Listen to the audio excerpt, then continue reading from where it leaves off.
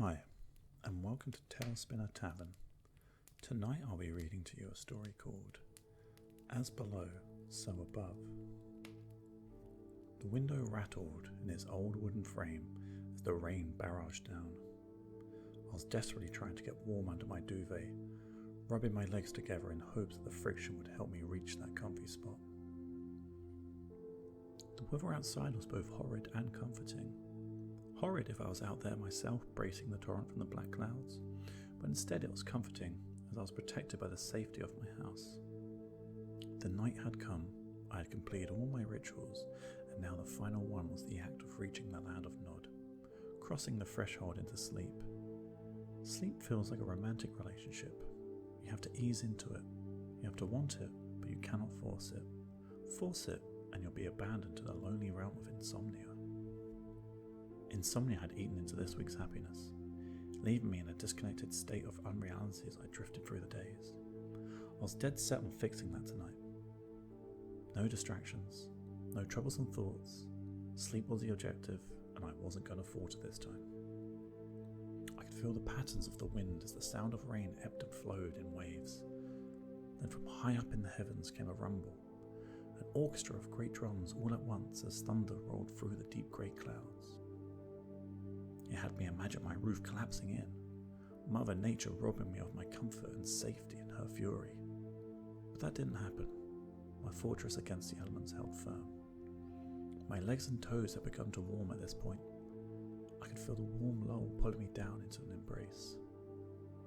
It was then there came a flash that lit up my room into yellow and black as shadow patterns scattered in a blink of an eye. This woke my interest. I wanted to see the next bolt of lightning, so I turned, unblinking as I watched my window. Flash, it came down again, lighting up the sky with an outline of fierce gold, then it vanished again like a lamp being flicked off. I was transfixed on my window. I could now hear my pulse slightly from the ear I'd pressed against my pillow. Again it came. It dazzled my eyes as it streaked down to the earth in a mere instant. This time though, it didn't go. It just stayed there, illuminating everything in a fierce flickering light. I'd never seen this before. Was this even a natural phenomenon? The lightning was virtually touching the ground as it crackled and shifted, leaving a near perfect line down from the clouds above. Looking up and down, my eyes trailed over each of its sharp, fractal branches of electricity, squinting as I studied its fascinating form. It was mesmerizing. I just couldn't look away. I just stared in awe of its detail and its magnificence, like an animated photo caught at the perfect moment. Then I saw something else that caught my interest. Movement from the clouds, where the lightning originated from. The deep clouds parted as the light shone down. Studying the shining light, I realized the light had the form of a man. Its brightness prevented me from gleaming any detail, at least not from the safety of my bed. I felt as though I was looking upon an angel, and more importantly, I could feel it looking down upon me. It waved slowly. No, wait, it wasn't waving. It was beckoning. The creature of light wanted me to come to it. But how? As if it heard my question, the lightning changed shape. At first it became a sharp zigzag, but eventually its steep angles flattened out, until they looked like stairs. The heavenly figure continued to beckon and pointed at the streak of lightning. To leave the comfort of my bed in the middle of the night, to walk out into a storm in my pajamas, to try to ascend into the clouds. How absurd! Yet, I felt in my heart that this is what I had to do. So like a child on Christmas morning, I threw on my dressing gown and tore down the stairs in excitement. In a few moments I found myself with wellies on and opening my back door. The wind and rain thrashed down, giving me hesitation as I looked up to the creature of light. The figure waved an arm and a path opened before me where curiously the rainfall was completely absent. All around me I could smell fresh ozone, a damp and refreshing smell. Again the figure beckoned, so I followed. Eventually I approached the lightning. It fizzled and crackled as I stood before it, again giving me pause. Looking back up to the figure, it simply beckoned with a slow hand. In my heart I knew to trust it. So with one hand I reached out to grab the lightning like a pole, wincing as I did so. I grabbed it. No pain, no burning, just a warm, prickly feeling as the arcs bounced around my skin. I took my next leap of faith by putting my foot out to step on the first stare of lightning. I stepped on it. It was firm and sound.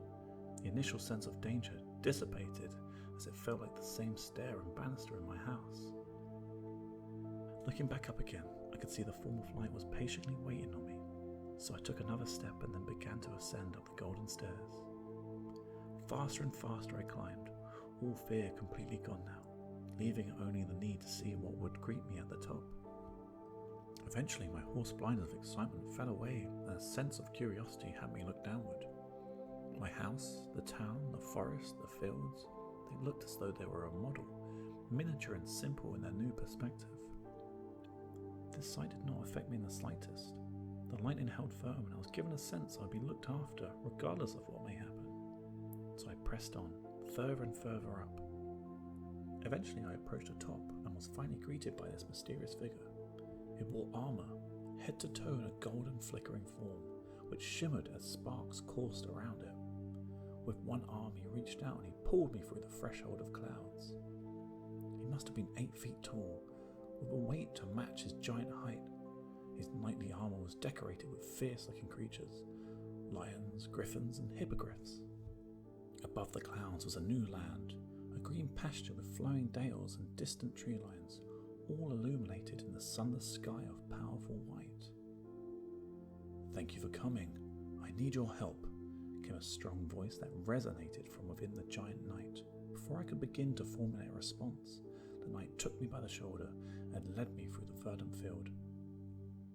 "I am to enter a duel, and I require a squire. You shall be he."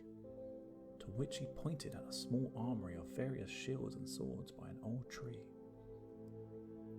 I could barely comprehend what was happening, and like a dreamer, I simply went with the flow without protest or question.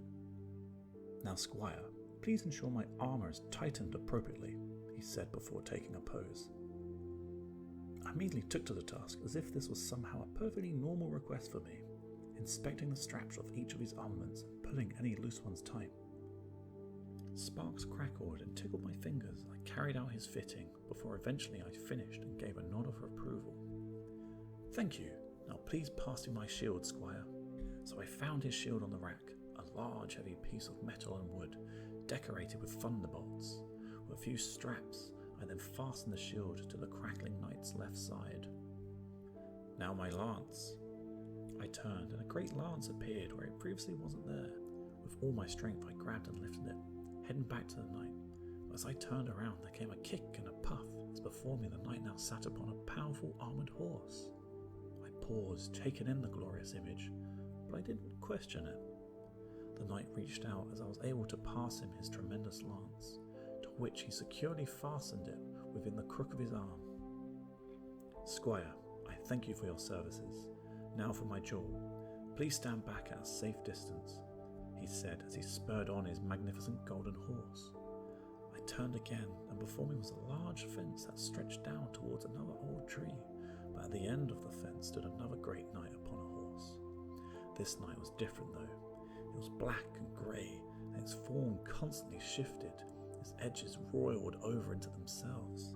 The knight's imposing aura gave off power that completely felt on par with the golden knight.